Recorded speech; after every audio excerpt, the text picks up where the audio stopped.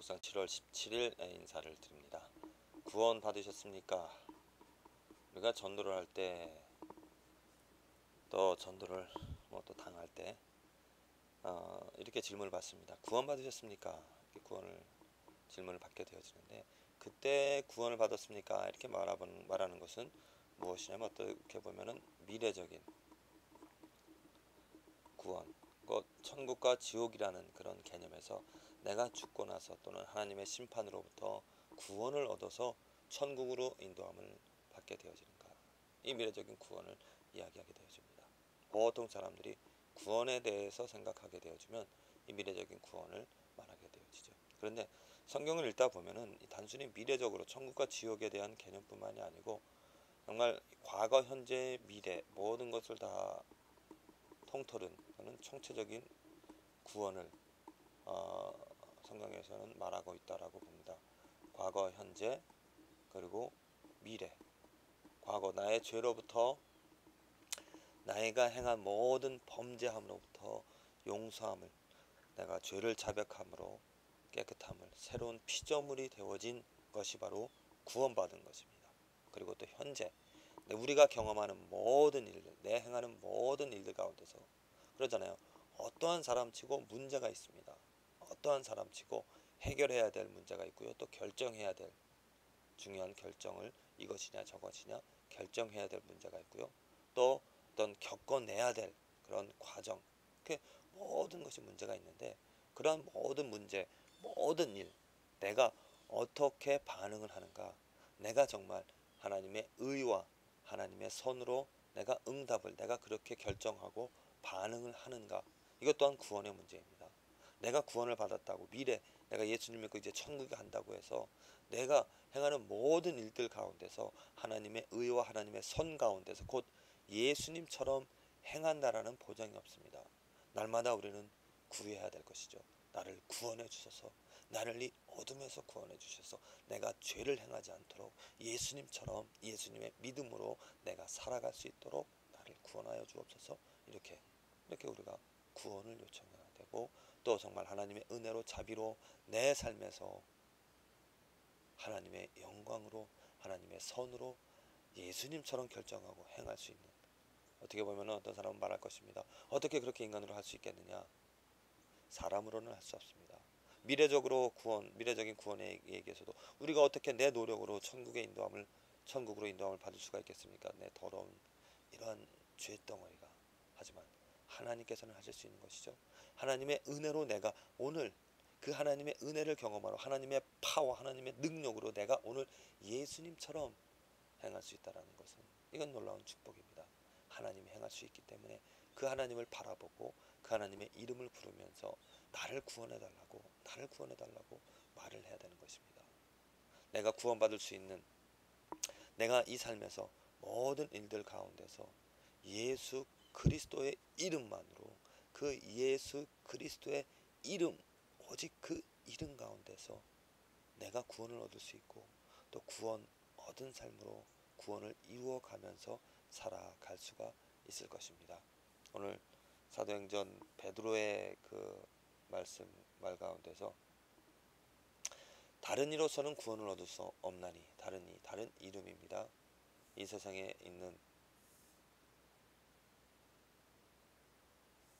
존재하는 어떤 모든 것들, 그 어떠한 것들 가운데서도 그런 것들을 통하여서 어떠한 이름, 어떠한 것이든지 구원을 얻을 수 없다라고 말합니다. 오직 천하 인간의 구원을 얻을 만한 다른 이름을 우리에게 주신 게 없습니다.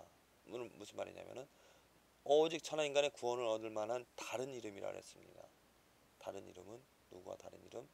예수 그리스도 외에는 정말 구원을 얻을 만한 이름은 예수 그리스도밖에 없다라는 거죠. 우리가 구원을 경험할 수 있는 것은 예수 그리스도입니다. 그것이 참된 구원이 되어집니다. 예수 그리스도로 과거로부터 해방을 받은 사람은 또 예수 그리스도만으로 살아가게 되어지는 것이 참된 구원입니다. 또 예수 그리스도로 말미암아 미래적인 구원도 우리가 얻게 되어진다는 거죠. 베드로가 살던 그 시대에, 사역을 하던, 또 이 말씀을 전하던 그 시대에 사람들이 병을 고치는 그러한 방법이 여러 가지가 있었을 것입니다. 뭐 사수를 통하여서부터 여러 가지 것들을 통하여서 그러한 그 병을 고치는 것이 구원과 관계 있는가? 베드로가 말하는 바 모든 이름들, 모든 것들을 통하여서 구원을 경험할 수 없다는 것. 정말 참된 구원은 예수 그리스도로 말미암아 구원을 얻게 되어지는 것. 그 예수 그리스도로 그들이 치료함을 받고 또 예수 그리스도로 말미암아 살아가게 되어지는 것이 정말 참된 구원이라고. 그래서 천하 인간의 구원을 얻을 만한 다른 이름을 주시지 않았다라고 말을 하고 있는 것입니다. 하나님께서 우리들의 영혼을 구하시고 우리들을 그냥 병에서 이렇게 낫게만 해주시는, 그냥 어떤 문제에서 해결만 해주시는 그런 구원을 이야기하자면 구원을 얻을 수 있는 것은 많이 있습니다. 그렇죠? 내 친구가 되어줄 수가 있고요. 또 나를 도와주는 어떤 사람이 되어줄 수 있고요. 또 내 문제를 해결할 수 있는 어떤 돈이 되어줄 수 있고요. 그렇습니다. 그냥 내가 병에서 치료함만을 원한다라면은 다른 구원을 그 구원을 얻을 수 있는 다른 이름들이 많이 있습니다. 베드로가 말하는 바 단순히 병 치료하는 바가 아니라 정말 총체적인 구원, 과거, 현재, 미래, 내가 과거의 문제로부터 또 현재 내가 예수 그리스도로 말미암아 살아갈 수 있는, 오직 예수만을 바라며 예수님처럼 행할 수 있는 그 구원, 예수에게만 있다는 거죠. 우리가 죽어서 천국으로 인도함을 받는 것 예수님밖에 없다는 것입니다. 다른 이름들, 불교, 또 유교, 다른 종교 많은 사람들이 이야기합니다. 교회를 다니지 않는 사람들이 기독교는 너무 일방적이다. 왜 다른 종교를 인정하지 않느냐? 다른 종교에도 구원이 있다.